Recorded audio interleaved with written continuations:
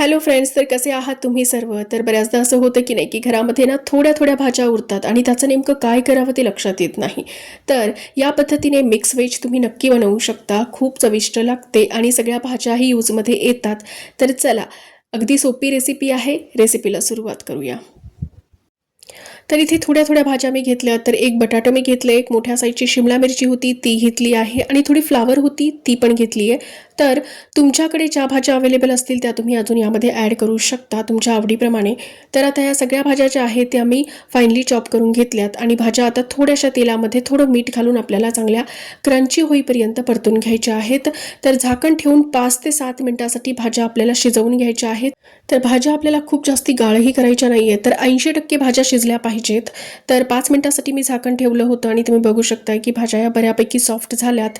तर आता भाजी आपण एका प्लेटमध्ये काढून घेऊ आणि आता आपण फोडणीची तयारी करू. आता त्याच कढईमध्ये मी थोडंसं तेल घातले आणि तेलामध्ये थोडे खडे मसाले आपल्याला घालायचे आहेत. तर यात मी 2-3 काळी मिरी, 2-3 लवंग, एक तेजपत्ता, एक दालचिनीचा तुकडा, एक हिरवी इलायची आणि 1 चमचा जिरं घेतलेलं आहे. तर जे खडे मसाले तुमच्याकडे असतील ते घाला, जे नसतील ते स्किप केले तरी चालतील.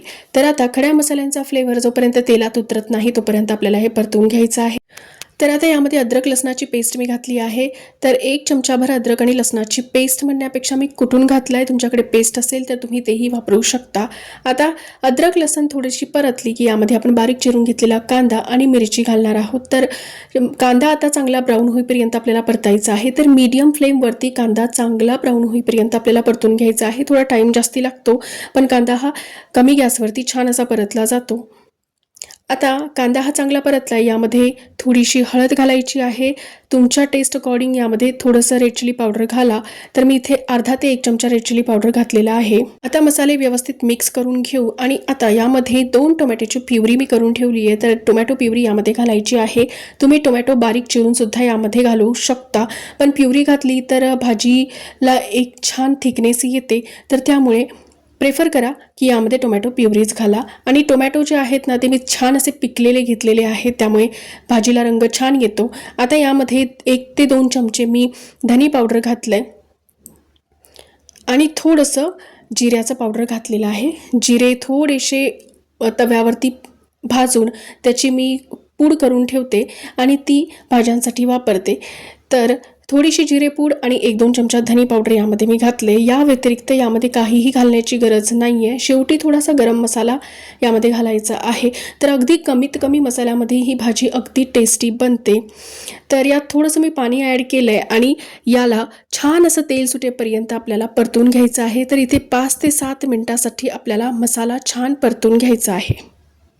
तर मसाल्याला छान असं तेल सुटलं आहे. आता यामध्ये आपण ज्या भाज्या परतवून ठेवल्या होत्या त्या भाज्या घालू आणि भाजी मसाल्यासोबत छान अशी मिक्स करून घेऊ. यात मी थोडंसं मीठसुद्धा घातलं आहे. म्हणजे आधीच मी मीठ घातलं होतं, जे मी सांगायचं विसरली. पण मीठ हे अंदाजाने घाला, कारण आपण भाज्या परतवताना सुद्धा मीठ घातलेलं होतं. तर आता भाज्या छान अशा मिक्स झाल्या की यामध्ये अर्धा चमचा मी गरम मसाला घातलेला आहे. अगदी ऑप्शनल आहे, जर नाही घातला तरी हरकत नाही आहे. आता यामध्ये आपण पाणी ॲड करणार आहोत. तर पाणी जे आहे ते थंड घालायचं नाही आहे, कारण थंड पाण्याने ना भाजीची चव जाते. तर इथे गरम पाणी मी घातलेलं आहे. तर साधारण 1 छोटा ग्लासभर पाणी मी यामध्ये घातलं असेल, कारण भाजी जी आहे ती आपल्याला खूप पातळ करायची नाही आहे, कारण मिक्स व्हेज जी आहे ती थोडी अंगी रश्शाची छान लागते. तर त्यामुळे मी पाणी थोडंच घातलेलं आहे. आता भाजी ही चांगली शिजवून घ्यायची आहे, कारण आपण पहिले 80% भाजी शिजवली होती. आता जी राहिलेली कसर आहे ती शिजली पाहिजे भाजी. तर त्यामुळे झाकण ठेवून 5 ते 7 मिनिटांसाठी आपल्याला एक वाफ काढून घ्यायची आहे.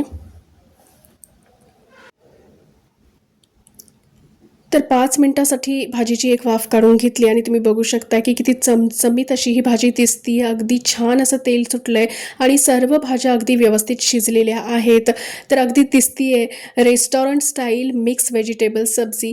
तर घरात थोड्या थोड्या भाज्या उरलेल्या असल्या की त्या वापरातही येतात आणि छान अशी भाजीसुद्धा बनते.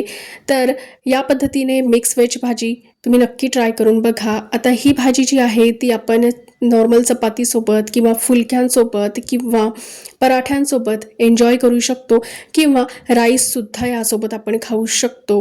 तर मस्ट ट्राय रेसिपी आहे. या पद्धतीने मिक्स व्हेज तुम्ही नक्की बनवून बघा आणि आजची रेसिपी जर तुम्हाला आवडली असेल तर प्लीज एक लाईक करा आणि प्लीज एक कॉमेंट करणं विसरू नका. आणि माझ्या रेसिपी जर तुम्हाला आवडत असतील तर प्लीज माझ्या चॅनलला सबस्क्राईब करा. तर अशाच नवीन रेसिपी बघण्यासाठी प्लीज सबस्क्राईब माय चॅनल. तर अगदी चमचमीत मिक्स व्हेज आता आम्ही एन्जॉय करतो. चला तर भेटूया नेक्स्ट व्हिडिओमध्ये नेक्स्ट रेसिपीसोबत.